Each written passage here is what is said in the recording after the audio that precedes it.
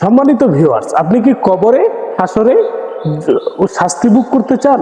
যদি জাহান্নামে না যেতে চান তাহলে আজই আপনাকে এই বিষয়গুলো পরিহার করতে হবে। আপনাকে এই নেতাদেরকে পরিহার করতে হবে যে নেতার পিছনে আপনি চলছেন। ইসলাম যে নেতার কথা বলে সেই নেতার পিছনে আপনাকে চলতে হবে। আপনি আজ যে নেতার পিছনে চলছেন, আমি সেটা প্রমাণ করে দেব যে এই নেতা আপনাকে জাহান্নামের পথে নিয়ে যাবে। জাহান্নামে আপনাদেরকে এই নেতা জাহান্নাম পর্যন্ত পৌঁছে দেবে, জান্নাতের গন্ধও আপনি পাবেন না।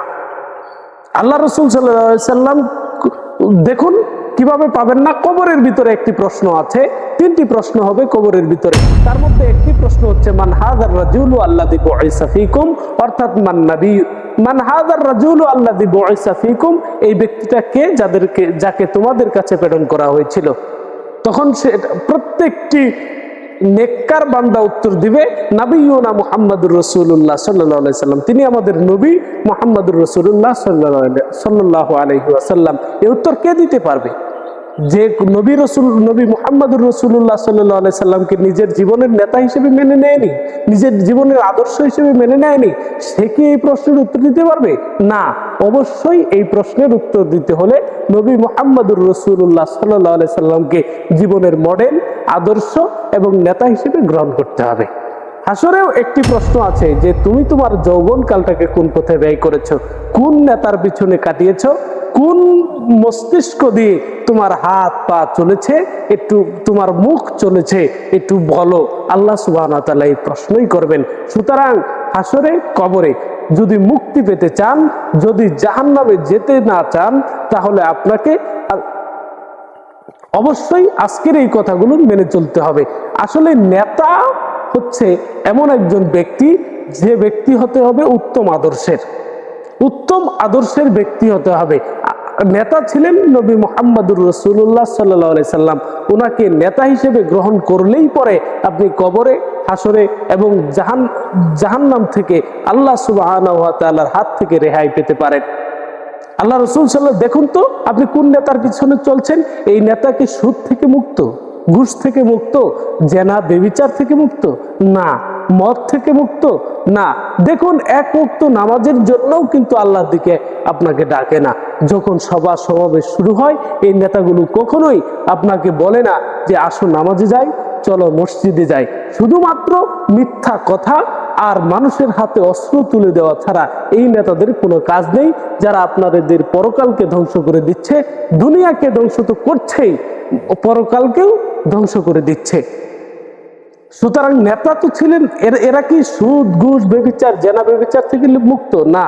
কিন্তু নেতা হতে হবে এরকম যে সুদ থেকে থাকবে মুক্ত, ঘুষ থেকে মানুষ থাকবে মুক্ত, অন্যায় অবিচার থেকে মুক্ত থাকবে, দর্শন থেকে মুক্ত থাকবে, মানুষকে খুন করবে না, খুনের জন্য মানুষের হাতে অস্ত্র তুলে দেবে না।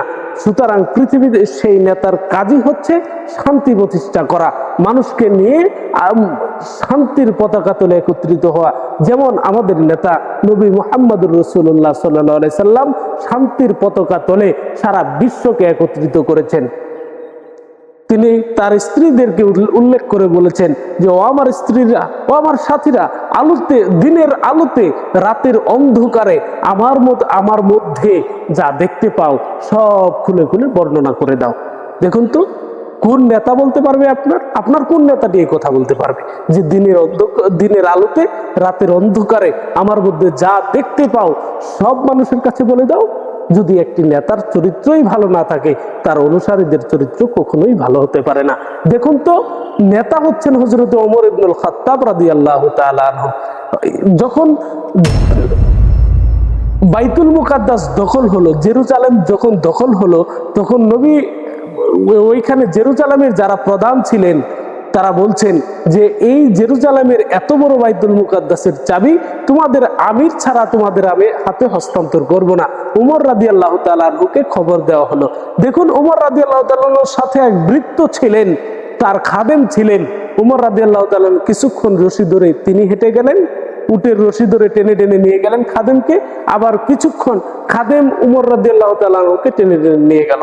যখন জেরুজালেমে পৌঁছলেন, এরকম সভা সমাবেশে উঠতে যাবেন, তখন কিন্তু পালা ছিল যে ওই বৃত্ত উটের উপরে উঠবে আর উমর রাদিয়াল্লাহু তাআলা আনহু রশি টেনে টেনে নিয়ে যাবে ওই মজলিসে। এটা কিন্তু পালা ছিল। কিন্তু ওই ভৃত্য বলেছিল, ওই খাদেম বলেছিল, আমিরুল মুমিনিন, আমি আপনার কাছে ক্ষমা চাই যে আপনি এত বড় মজলিসে আমাকে উটের উপরে উঠিয়ে আপনি হেঁটে হেঁটে যাবেন, এতে মুসলিম জাতির ইমেজ নষ্ট হবে, আপনার মর্যাদা ক্ষুণ্ণ হবে, আপনার মর্যাদাকে আপনি প্রতিষ্ঠা করুন। হযরত ওমর রাদিয়াল্লাহু তাআলা আনহু বলেছিলেন, দেখো তো আমার মর্যাদাকে প্রতিষ্ঠা করার জন্যে, আমার সম্মানকে উঁচু রাখার জন্যে আজকে যদি আমি উটের উপরে উঠি এখন, আর তুমি যদি আমাকে টেনে নিয়ে যাও, তোমার পালা হয়ে গেল দুইবার। আর কিয়ামতের ময়দানে আল্লাহ যদি আমাকে প্রশ্ন করে যে এই অন্যায়টা তুমি কেন করেছো, তখন আমি কি জবাব দেব, কি এখান থেকে কি উত্তর দেব আমি? সুতরাং তুমি উঠো, আমি তোমাকে টেনে টেনে নিয়ে যাব। দেখুন তো আপনার কোন নেতার অনুসারী এটা আপনাকে এভাবে সম্মান করে, আপনার ভিতরে এভাবে ন্যায় প্রতিষ্ঠা করে? কোন নেতা এভাবে ন্যায় প্রতিষ্ঠা করে?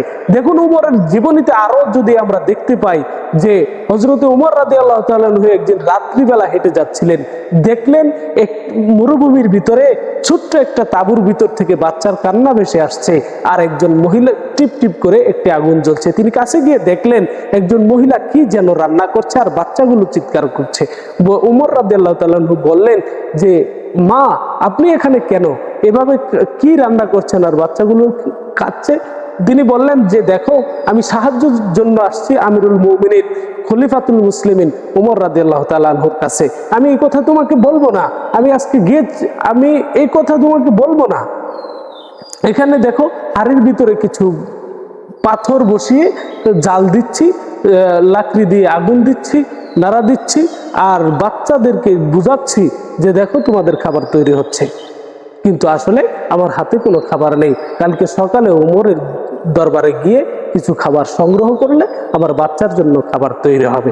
হযরত ওমর রাদিয়াল্লাহু তাআলা আনহু দৌড়ে বাইতুল মালের দিকে গেলেন আর সাহাবীকে বললেন যে এই উট আটার বস্তাটা আমার মাথায় তুলে দাও।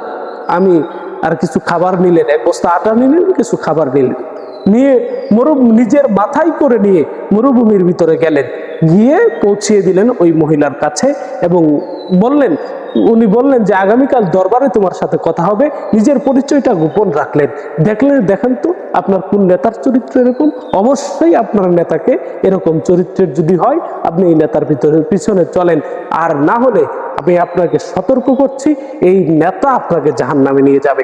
যখন জাহান্নামে আল্লাহ তাআলা জিজ্ঞেস করবেন, যখন জাহান্নামের ভিতরে আপনি যাবেন, আল্লাহ তাআলা বলছেন হাসরের ময়দানে যখন আপনি উঠবেন, হাসরের ময়দানে যখন আপনি উঠবেন, আল্লাহ সুবহানাহু ওয়া তাআলা বলছেন যে আল ইয়াউমা নাদউ কুল্লু নাসিন বিইমামিহিম, আজকে প্রত্যেকটি মানুষকে তার নেতা সহকারে আমি ডাকবো। প্রত্যেকটি নেতা বলবে যে এদেরকে তো আমি নামাজ দিয়ে ডাকি নাই, রোজার জন্য ডাকি নাই, কোরআনের জন্য ডাকি নাই, এদেরকে ডাক দিয়েছি, অমনেই এরা দৌড়ে এসছে আমার পিছনে। ফালা তালুমুনি ওয়ালুমু আনফুসাহুম, তোমরা আমাদেরকে ভৎসনা দিও না, বরং তোমাদের নিজেদেরকেই ভৎসনা দাও।